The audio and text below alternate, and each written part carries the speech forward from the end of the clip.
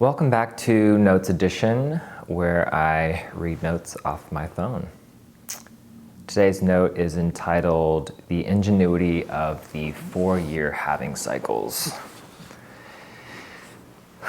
Every 4 years, Bitcoin goes through a Bitcoin halving, where the amount of new Bitcoin entering circulation gets cut in half. I think right now it's like 3.25 Bitcoin released every 10 minutes.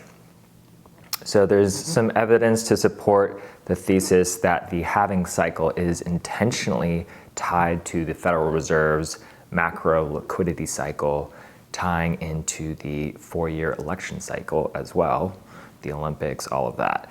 In a way, to me, it seems like it's calibrated to the human attention span. So if it's too long of a cycle, people start to lose interest entirely. If it's too short of a cycle, the supply fluctuations don't have enough time to affect daily volume and flush leverage out of the system.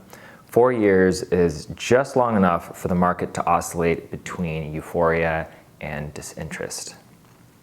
So what's so brilliant about the halvings?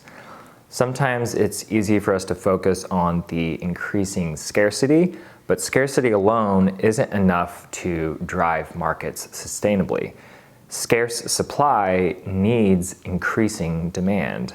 Sustaining demand for monetary capital requires a lot of fancy footwork. So let's take a look at another scarcity model within crypto, Ethereum.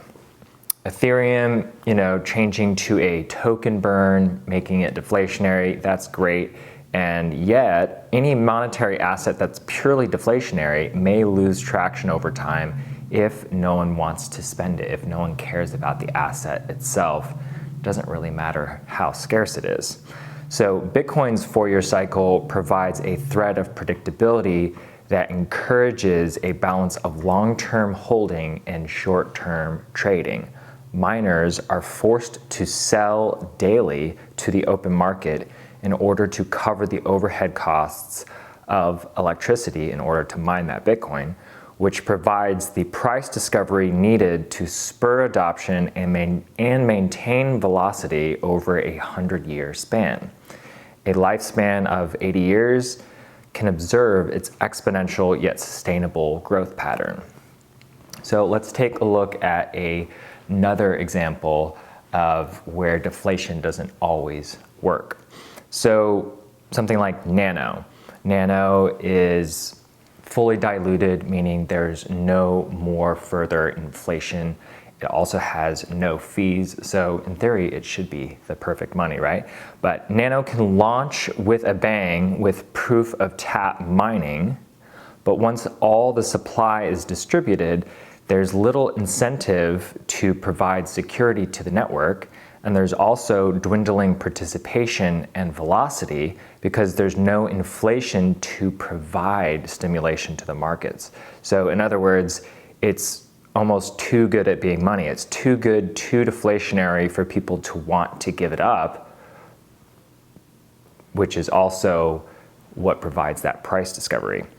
But since its only use is transfer of value, if there's not enough blood flow, so to speak, the coin starts to grow stagnant.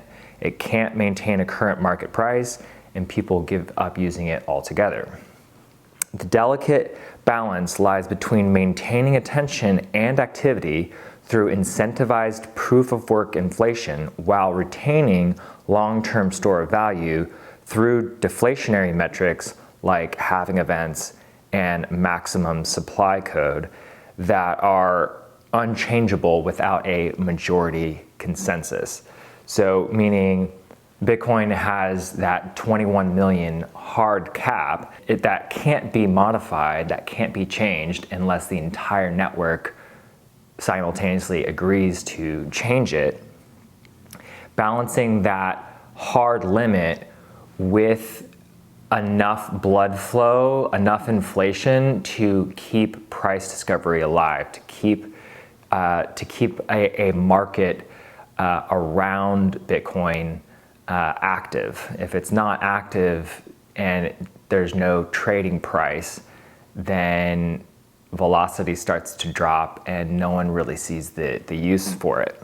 So far, Bitcoin is the only bearer asset to combine scarcity, dwindling inflation, distributed consensus, difficulty adjustment, and payment finality, all while having the first mover advantage network effect. Most every other asset class will struggle to maintain value against Bitcoin. And that's today's note.